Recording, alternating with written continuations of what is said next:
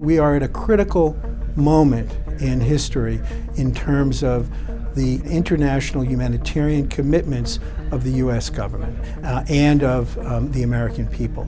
Awareness and really understanding the dynamics of the conflict and how we view refugees. It's so important we don't just see them as victims, but really see them for the survivors that they are and that they're assets to our community. Historically, we have had a strong bipartisan consensus in favor of generous policies of humanitarianism, including generous policies of refugee resettlement.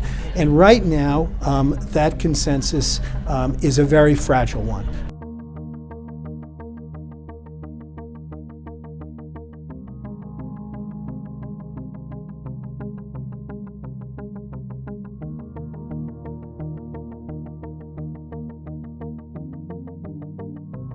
I think it's critically important as a demonstration of support to governments in the region that are providing safe haven to millions of Syrian refugees.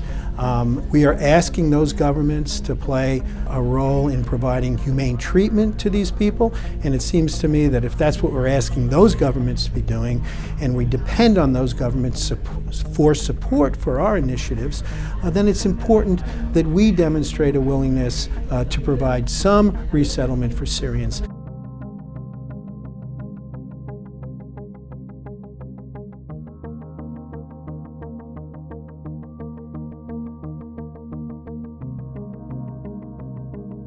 How we respond to the refugee crisis also reflects on who we are as a nation, and it really brings to the forefront our own American ideals. And it's time to really fill that gap between what we preach and what we practice, and remember that we are a land built on immigrants, and so how we respond to refugees is very much how we see ourselves as well. The crisis that we confront in Syria is significant and substantial.